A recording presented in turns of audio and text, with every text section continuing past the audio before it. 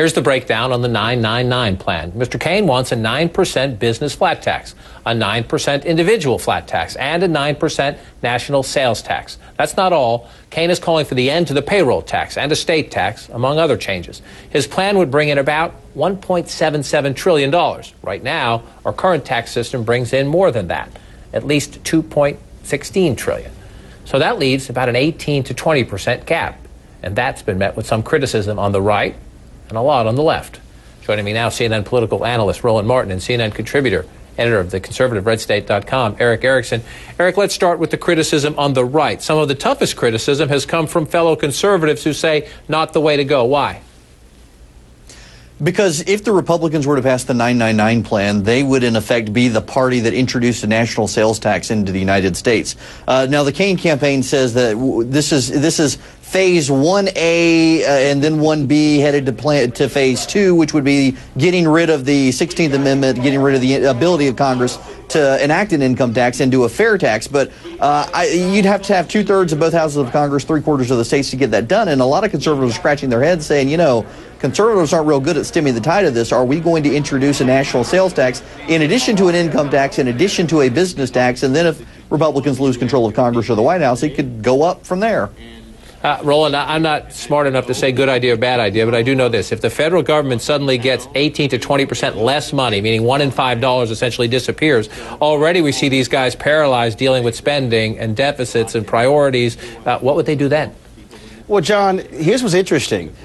Herman Cain talks about states' rights. If you enact his sales tax, that doesn't mean you you totally remove the sales taxes that you see right now in cities, counties, and states. And so you're talking about his 9% sales tax plus what you're already paying in the states. It's not like the state governments are going to say, oh, sure, Herman Cain, great, we'll just give more revenue away. He's not even calculating that particular aspect in there. But he keeps saying, oh, no, the numbers bear out. I have economists who looked it over. But then you say, well, who are they? But he won't release their names. And so how can you talk about being transparent if you can't even give us the names of the people who so-called vetted your plan? It makes no sense.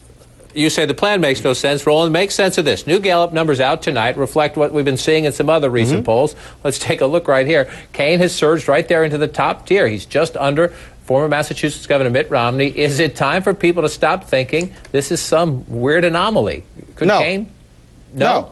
Because remember, Michelle Bachmann surges, wins Ames, Iowa straw poll, falls back. Rick Perry comes in. Hey, he could be the #1 draft pick. He surges, debate, immigration stance. He falls back.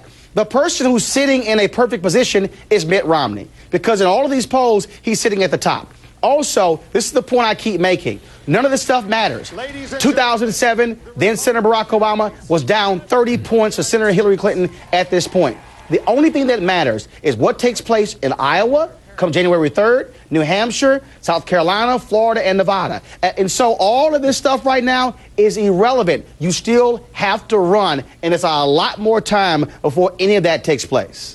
Erick, you often make the case, if you look at those polls, let's say Romney's somewhere just below 30%, that means 7 in 10 Republicans are looking at somebody other than their front runner. But when you see Cain now, the third insurgent, Roland just went through it, to make a bid for the top spot, doesn't it help Romney that the alternative to Romney keeps changing every couple of weeks? Oh, very much so. I think Mitt Romney, we're back to it being his race to lose, and we may need to rethink if it ever was his race to lose. You know, a lot of these candidates don't have a lot of money either. To Rick Perry's credit, he's got $15 million cash on hand, apparently. Mitt Romney has much more than that, though. To Roland's point, though, it's the state races and the state polling that matters right now. Iowa, New Hampshire, South Carolina. The national polling is largely irrelevant right now beyond those 3 states, maybe Nevada as well. And we'll see who lays out the ground game there. I'm not sure that Herman Cain is laying the ground game in Iowa. He lost some staffers there. He lost his communications team and a few others. But also, John, what jumps out is really important as well is when you begin to break down part of the problem. Romney has an issue when it comes to health care. Governor Rick Perry has a problem when it comes to immigration. And so people say, Michelle Bachmann, can she hold it all together? Rick Santorum, is he more preacher as opposed to politician? Cain, really, can you take him seriously? And so at the end of the day, A campaign is all about finishing. You have to run the race. All of this talk right now about who's up, who's down, really is irrelevant. It really boils down to just like, in sports. Look, you can talk about somebody being a great potential pro player until you start playing the game. What you did in college did not matter. Once they start running and people start actually voting, that's really what counts. Right now, it's like a beauty pageant. It is like a beauty pageant. We're in a pageant, marathon right now. Eric, let me make this point, though. The two guys at the top, if you look at the polls right now, Romney and Herman Cain, whether you agree or disagree, they are the two guys who have spent the most time talking specifics about the number one issue facing voters, which would be the economy. Right. That has to have something to do with it. Cain is not just he's not just a repository.